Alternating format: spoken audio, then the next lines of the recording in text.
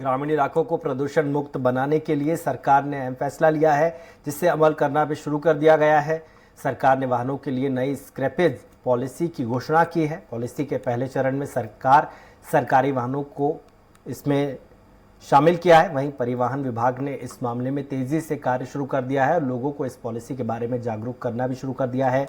दरअसल सरकार की नई पॉलिसी में 15 वर्ष की मियाद पूरी होने वाले वाहनों को स्क्रैप मान लिया जाएगा, जिससे लेकर सरकार ने निर्देश जारी किया है। पुरानी गाड़ियों को जो सड़क पर प्रदूषण फैलाती हैं उनको सड़क से हटाने के लिए एक पॉलिसी बनाई है, जिसको स्क्रैप पॉलिसी के नाम से कहा गया है। तो पहले चरण में 31 मार्च तक जितने सरकारी वाहन थे प्रदेश में जो 15 साल पूरा कर चुके थे उनको हटाने की पॉलिसी बनाई गई है। तो अभी 31 मार्च पूरा हो गया है, वो सभी सरकारी वाहन सड़क से हटा दिए जाएंगे और उनको स्क्रैप पॉलिसी के तहत उनको कबाड़ कर दिया जाएगा। करीब 133 साल पहले अंग्रेजी हुकूमत के फांसी के फंदे पर लटका दिए गए जननायक टंटिया मामा की शहादत इतिहास बन गई। सियासतदारों को जब जरूरत पड़ी इतिहास के इस किताब को धो पोंछ कर सर माथे से लगाने की जतन कर डाली, लेकिन आदिवासी समुदाय के इस महानायक के त्याग की तस्वीर नहीं बदली। यहाँ तक कि उनकी जन्मस्थली आज़ादी के 70 दशक बीत जाने के बाद भी बदहाल है। स्वराज एक्सप्रेस की टीम ने उनके जन्मस्थली खंडवा जिले के बड़ौदा अहिर पहुंचकर हालात का जायजा लिया। देखिए अतुल शर्मा की ये खास रिपोर्ट। जंगलों में अभी भी गूंजती है, मैं केवल दे नहीं, मैं जंगल का पुश्तैनी दावेदार हूँ। पुश्ते और उनके दावे मरते नहीं, मैं भी मर नहीं सकता। उल गुलान उल गुलान उल गुलान।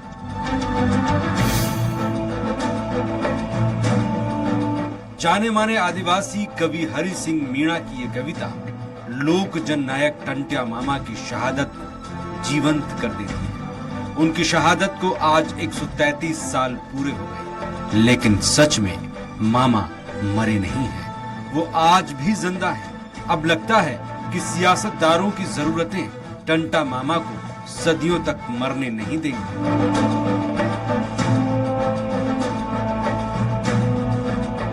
उनके बलिदान पर सियासी तमाशे का बोझ लदता रहेगा। इसके चलते उनके सपनों का, उनके समुदाय का, उनके पुश्तैनी घर का, उनके गांव का विकास तमाशबीनों की भीड़ में गुम हो जाएगा। टंटिया मामा के गांव पहुंचकर हमें यही महसूस हुआ। स्वराज एक्सप्रेस की टीम आज यहाँ पहुंची है टंटिया भील के जन्मस्थली बड़ौदा अहिर में। यहाँ हम बात करेंगे उन तमाम आदिवासी वर्ग के लोगों से कि आखिर प्रदेश सरकार के कितने दावों में सच्चाई रही, या जब कांग्रेस सत्ता में थी उस समय कितना साथ कांग्रेस ने आदिवासियों का दिया और कितना विकास किया। आइए हम चलते हैं।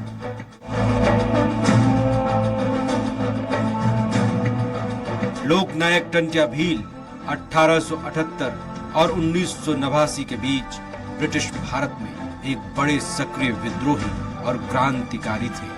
टंटिया भील का जन्म 1840 में तत्कालीन मध्य प्रांत के पूर्वी निमाड़ की पंधाना तहसील के बड़ौदा अहिर गांव में हुआ था। भोपाल से 319 किलोमीटर का सफर तय कर हम पहुंच गए टंटिया मामा के गांव। हमारी गाड़ी मामा के गांव के अंदर की तरफ बढ़ चली थी। झूला झूलती गाड़ी ने बता दिया था कि आगे का सफर आसान नहीं है। गांव की सड़कें नेताओं के दावे की पोल खोल रही थी। हमारी टीम सबसे पहले पहुंची टंटिया भील की जन्मस्थली, जो कि गांव के पास ही बनी हुई है। टंटिया मामा के स्मारक के दर्शन के बाद अब हम गांव की तरफ बढ़ चले। चहलकदमी के साथ हमारी निगाहें मामा के घर को बेसब्री से तलाश रही थी। मध्य प्रदेश की सियासत में क्रांतिकारी टंटिया मामा का नाम काफी समय लिया जा रहा है। दोनों ही दल कांग्रेस या बीजेपी टंटिया मामा के लिए अपना बताने में कोई भी कोर कसर नहीं छोड़ रही है। वोट का मामला है और दोनों ही दलों का ये सोच है कि आने वाले 2023 में अगर टंटिया मामा के बहाने आदिवासी वर्ग को साधने की कोशिश की तो कहीं ना कहीं वो लोग सफल भी होंगे। इस समय मैं मौजूद हूँ टंटिया मामा के जन्मस्थली बड़ौदा अहिर में। पहले मैं समझ लेता हूं और आपको तस्वीरें दिखाता हूं कि आखिर पूरे गांव का जो विकास के दावे लगातार कांग्रेस भी करती थी और बीजेपी भी 18 साल से कर रही है, कितना विकास हुआ है। तमाम ये पूरा जो गांव है, लगभग 400 से ज्यादा यहाँ पे गांव है और बड़ी आबादी यहाँ पे रहती है और किस स्थिति में रहती है वो तस्वीर गवाह दे रही है। अब हम दाखिल हो चुके थे टंट्या भील के गांव बड़ौदा आहिर में। हमारे कदम बढ़ रहे थे महान क्रांतिकारी मामा के घर की तरफ। कुछ गांव वालों ने हमें बताया कि उनके परिजन आज भी उसी घर में रह रहे हैं जिसमें मामा का बचपन बीता था। आसपास से बहती गंदी नालियां और धूल उड़ाती गड्ढों वाली सड़कें हमें गांव का एहसास कराने लगी थी। कुछ दूरी पर चलने पर हमारे सामने एक घर था जिसमें टंट्या रहा करते थे। कुछ महिलाएं घर के अंदर थी तो कुछ लोग घर के बाहर दिखे। पहली नजर में घर की हालत कुछ ऐसी दिख रही थी कि मानो सालों से उस घर का मेंटेनेंस या रंगाई पुताई नहीं हुई। दरकती दीवारें मठाधीशों के दावों की पोल खोल रही थी। घर की महिलाओं से बात भी, एक दुख जो उनके शब्दों से बयां हुआ कि लंबा वक्त बीत चुका है लेकिन किसी अधिकारी ने कोई सुध नहीं दी। आलम यह है कि इसी खंडहर होते घर में परिवार के साथ रह रहे हैं। पीने का पानी कोसों दूर से लाना पड़ता है। कोई बीमार पड़ जाए तो डॉक्टर इलाज के लिए नहीं है। सरकारी योजना क्या है उन्हें पता नहीं है। ये सामने जो आपके मकान दिख रहा है, तस्वीरों में जो मकान दिख रहा है, ये क्रांतिकारी टंट्या मामा का मकान है जो जर्जर स्थिति में हो रहा है। हालांकि इसको विकास करने की बात जरूर दावे किए जा रहे थे, लेकिन स्थिति यह है कि मकान अभी भी पूरी तरीके से जर्जर स्थिति में होता हुआ दिखाई दे रहा है। पहले मैं अंदर से भी आपको तस्वीर दिखाने की कोशिश कर लेता हूं, क्योंकि तस्वीर इसलिए भी दिखानी जरूरी है क्योंकि मध्य प्रदेश की सियासत में इस समय आदिवासी वर्ग को लेकर जिस तरीके से सियासत चल रही है, हकीकत तो सामने आना ही होगी। ये तस्वीर है, यहाँ पे टंट्या मामा का बचपना गुजरा है और यहाँ पे मामा बड़े बड़े हुए और उसके बाद क्रांतिकारी बने। तस्वीरें हैं, दिखा रही है। यहाँ पे डेवलप विकास की बात की भी गई कि मकान को विकास किया गया, हालांकि किस तरीके का विकास है ये जरूर तस्वीरें गवाही दे रही हैं। मैं बात कर लेता हूँ, आपका नाम मुझे बता। बाजा। मामा का बचपना इसी मकान में गुजरा? हाँ, इसी मकान में गुजरा है। किस तरीके की यादें रही यहाँ पे मामा की? हाँ जी। अच्छा, विकास को लेके काफी कुछ कहा जा रहा है कि आदिवासी वर्ग का काफी विकास किया गया और खासतौर पे टंट्या मामा के गांव का विकास किया जाए। पानी कितना मिल रहा है? पानी का हमको पानी के समस्या हमको कोई नहीं, हमको बिल्कुल 12 महीना की तुम 4 महीना में भी हमको नहीं रोना। आदिवासी वर्ग के लिए कई योजनाएं मध्य प्रदेश सरकार से चल रही हैं, कई तरीके की सुविधाएं देने की भी बात की जा रही है। चाहे कांग्रेस भी करती थी या बीजेपी भी करती है। अच्छा, कितनी योजनाएं आपको मिल पा रही, कितना लाभ मिल पा रहा है योजनाओं का सरकार की तरफ? क्या पानी नहीं है तो क्या मिला? ये मक्का 2 महीने बोई थी तो वो मक्का निकला। क्या पानी नहीं तो कैसे हम फसल पैदा करें? हाँ, हमको पानी होना, पानी सबसे बड़ी समस्या है, पानी की सुधार। तुम लोग शहर वाले गरीब लोग, टंट्या मामा के परिवार टंट्या मामा से लेके सीधे साधे उसको कोई नहीं आते, सादे से लोग टंट्या मामा के परिवार वाले टंट्या जैसे। हाँ वैसे। ठीक है, तो अच्छा क्या गाँव वाले को कुछ नहीं मिल रहा है? कुछ भी नहीं मिल रहा है। गाँव का जरा सा सुधार भी नहीं हुआ है। क्यों? टंकी वगैरह क्या दिक्कत हो रही है? अच्छा, गाँव में क्या क्या समस्या है? गली भी तुम गली देख रहे हो कि कैसी गली है? नहर की भी परेशानी है, बिजली की भी परेशानी है। हाँ, गाँव के ये मकान सब जैसे माटी के बने हैं। तुम शहर वाले चेहरा देखो नहीं तो हमारा चेहरा देखो। डॉक्टर्स को लेके यानी जब बीमार पड़ते हैं आप लोग तो कहाँ जाना पड़ता है? पन्ना ना जाओ, बहुत दूर है यहाँ से। हाँ, दूर नहीं पन्ना, डॉक्टर ही नहीं है। जाता जाता मरी जावा तो वहाँ रोड की परेशानी है। रोड में कितने गड्ढे तुमने देखे अभी आए तक कि नहीं देखे? हाँ। अच्छा चलिए, मैं बार भी बात करने की कोशिश करता हूँ, कुछ लोग और भी हैं, मैं उनसे भी बात करता हूँ कि आखिर कितना मामला है और क्या कुछ है, आखिर आदिवासी वर्ग को लेके कितना यहाँ पे लोग सोच रहे हैं। और गांव के पूरे तरीके से हम भ्रमण करेंगे, गांव के अंदर पहुंचेंगे। जो वहां से दावे निकलते हैं राजधानी से कि ग्रामीण अंचलों में और खासतौर पे आदिवासी वर्ग में विकास की गंगा बहाई जा रही है, तो कितनी विकास की गंगा कांग्रेस ने बहाई और कितनी विकास की गंगा मध्य प्रदेश की मौजूदा सरकार बहा रही है, ये हम जानने की कोशिश गाँव के अंदर भी करेंगे। गांव में हमें 2 घंटे होने को आए थे। मामा के परिजनों से बात कर ये बात तो समझ में आ गई थी कि कांग्रेस हो या बीजेपी की सरकार, अभी तक टंट्या मामा के नाम का इस्तेमाल केवल और केवल वोटों की उगाही के लिए किया गया है। घर में ही कुछ देर रुकने के बाद एक बार फिर हम चल पड़े। हमने गांव के और भी लोगों से बात करने का फैसला किया और समझने की कोशिश की आखिर सरकार के दावों में कितनी हकीकत है। मध्य प्रदेश की सरकार लगातार ये दावे कर रही है कि आदिवासी वर्ग को योजनाओं के तहत उनका सुधार किया जा रहा है, उनका विकास करवाया जा रहा है और साथ में जो भी बुनियादी सुविधाएं वो दी जा रही है। इस समय पैसा एक्ट को लेकर मध्य प्रदेश के अंदर काफी हलचल है और सियासत भी है। टंटिया मामा के गांव में जहां मामा बड़े पले और क्रांतिकारी स्वभाव से यहाँ से उनको मिला, वहां पे हूं मैं और मैं अंदर चलता हूँ। गांव के अंदर लोग भी हैं, तमाम जो लोग हैं उनसे बात करने की कोशिश कर लेता हूँ।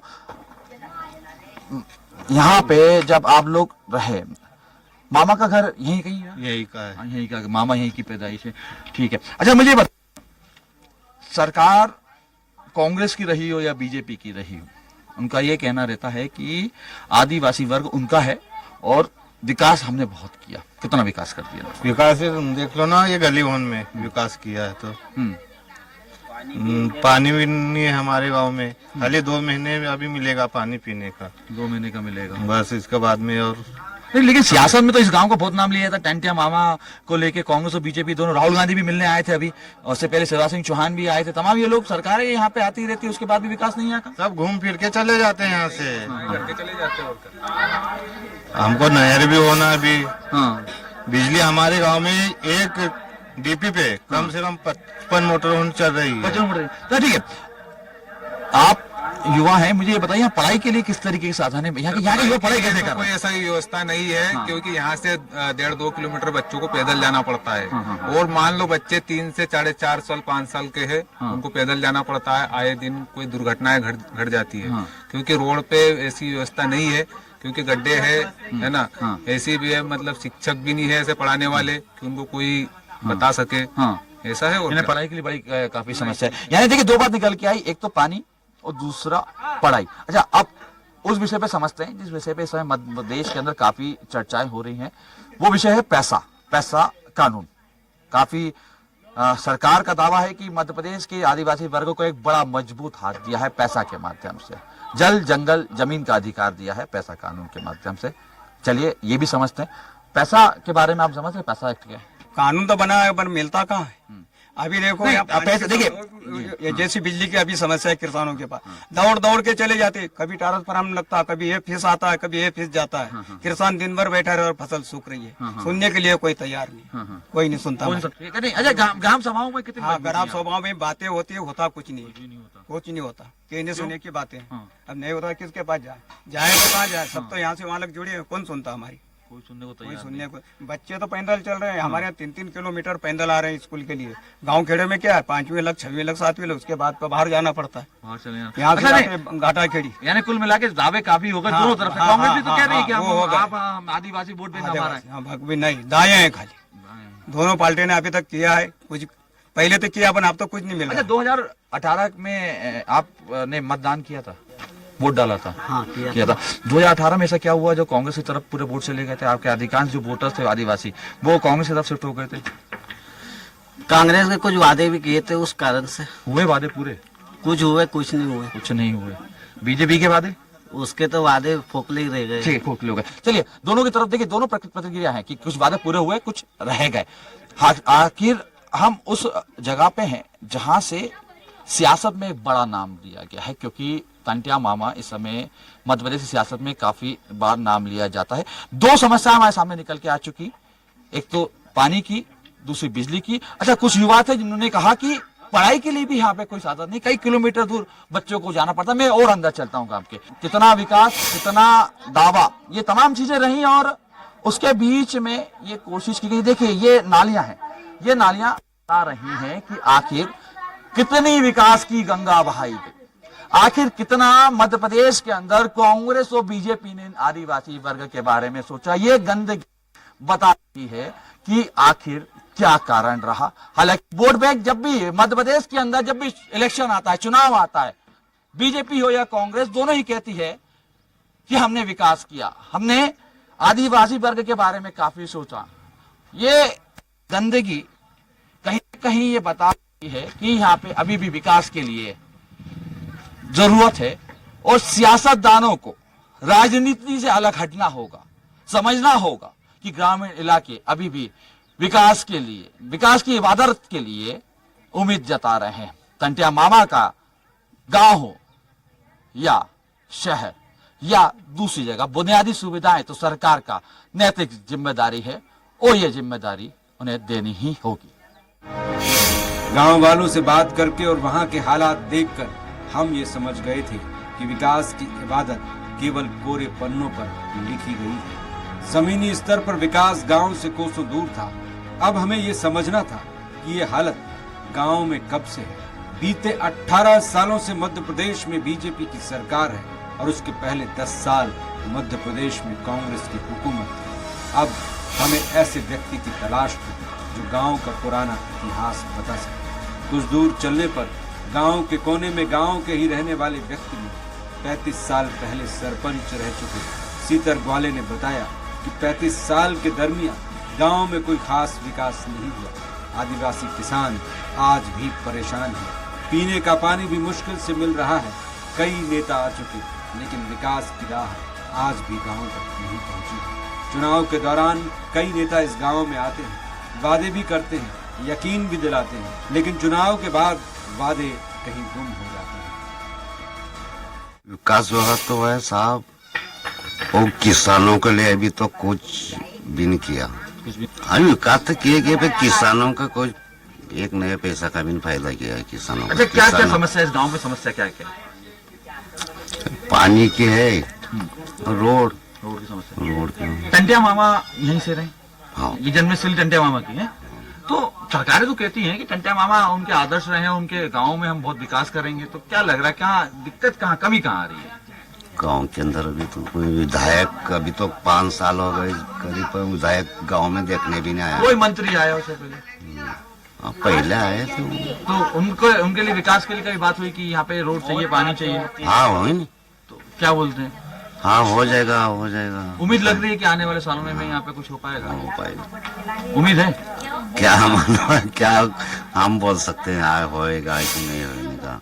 अच्छा, आपका व्यवसाय क्या क्या करते हैं? आप करते क्या है? खेती।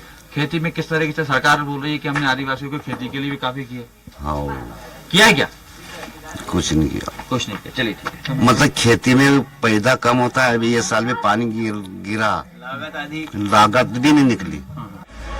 करीब 12 घंटे का वक्त गांव में ही बिताने के बाद अब तस्वीर हमारे सामने साफ थी। विकास तो हुआ है लेकिन सिर्फ कागजों का। अब सवाल हमारे जहन में ये भी उठने लगे थे कि जिनके नाम पर मध्य प्रदेश में वोटों की बरसात होती है उसके ही गांव का अगर ये आलम है तो दूसरे आदिवासी गांवों का क्या हाल होगा। हम गांव से विदा ले रहे थे इस सोच के साथ कि भारत के रॉबिन हुड टंटिया मामा के नाम का इस्तेमाल कई सरकारें आई और कर चली गई, लेकिन अब उस सरकार का इंतजार है जो टंटिया को केवल सियासी हथियार न समझे बल्कि मामा के गांव और घर का कायाकल्प कर सके। मध्य प्रदेश की सियासत में आदिवासी वर्ग हमेशा से सियासत का केंद्र रहे हैं। बीजेपी हो या कांग्रेस, दोनों ही दलों ने आदिवासी वर्ग को लेकर बड़े बड़े वादे भी किए, बड़े बड़े दावे भी किए। लेकिन जिस तरीके की तस्वीर आदिवासी गांव से निकल के आ रही है वो अपने आप में दोनों ही दल के ऊपर एक बड़ा सवाल उठा रही है और साफ तौर पर यह संकेत भी दे रही है कि समाज के बारे में गंभीरता से सोचने का वक्त आ चुका है और दोनों ही राजनीतिक दल जो भी सत्ता पे बरकरार रहे उसे आदिवासी वर्ग को लेकर एक बड़ा ठोस कदम उठाने की जरूरत है। कैमरा पर्सन सुरेश कटियार के साथ अतुल शर्मा, स्वराज एक्सप्रेस।